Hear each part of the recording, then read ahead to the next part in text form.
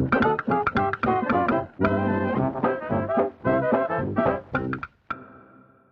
right, Josh, that Krank 1980 Junior, where we have isolated the issue. Why is it not switching channels? Now, don't mind these tacked in caps here. We did have to pull two of these, which were leaking pretty heavily. Part of the low voltage supply, which would cover your switching circuit.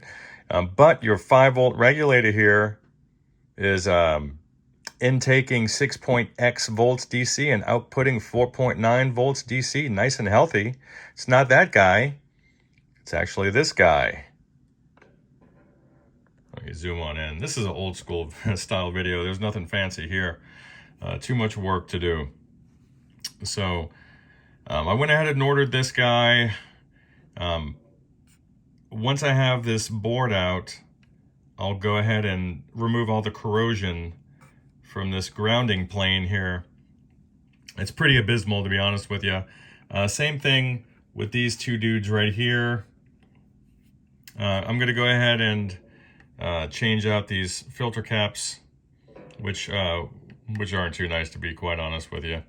But since I'm in there anyway, might as well knock that out. So I'll have an update for you soon. Bye-bye.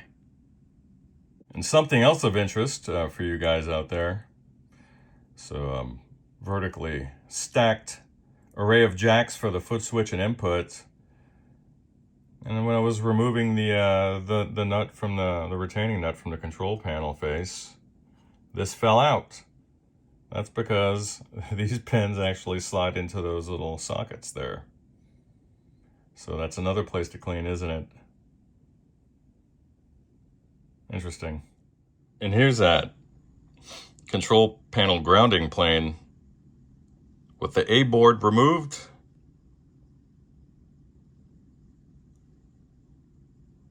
Got to get that completely cleaned up. Same with these guys. This is a terrible grounding situation. Unbelievable. And again, here's that A board after having been carefully liberated from the chassis. And we're going to do a recap on this guy. And there's that interesting jack arrangement.